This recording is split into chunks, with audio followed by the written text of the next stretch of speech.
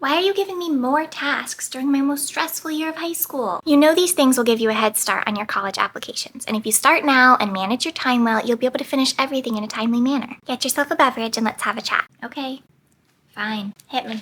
Number 1, build a resume. Start by writing down all your activities from all your years of high school and list your responsibilities and what skills or knowledge you gained. Then you can find a resume template and begin filling it out with information. Not only can you submit this resume to colleges, but you can also use it to identify any gaps in experience that need to be filled before you apply to college. Resume. I guess a resume is necessary. 2, decide whether you're going to take the SAT or the ACT. You only need to take the one you're best at, so take a practice test of each one and see how it goes. You can compare your scores on the practice tests using the ACT, SAT concordance tables linked in the description. Oh, I don't need to take both? Nope. Awesome. Number 3, make a test prep game plan. Now that you've chosen the test that you're going to take, when will you take it? Don't forget to factor in APs and other important tests when choosing a date. Once you have a tentative date, plan out how you will prepare by asking yourself these questions. Are you going to focus on math first and then English? Will you go back and forth between subjects? How do you plan on handling problems that you have difficulty with? But I'm so bad at scheduling. Can't I just cram the week before? That's never going to work as well as really knowing the concepts. I guess.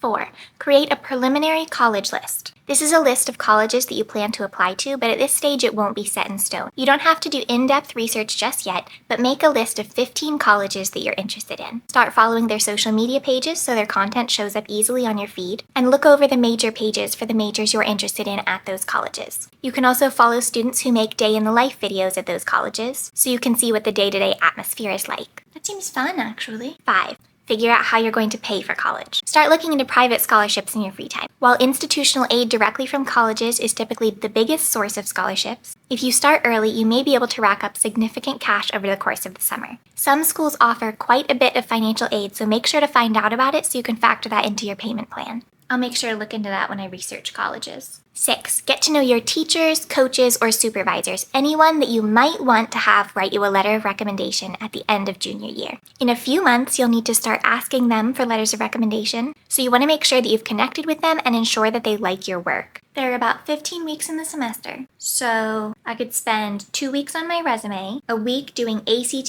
SAT practice tests, split up the college research into 8 weeks, and spend 2 weeks looking into financial aid. That gives me a task for each week, and I study for the SAT or ACT the entire semester. Does that sound good? That should work. Let me know if you have any questions.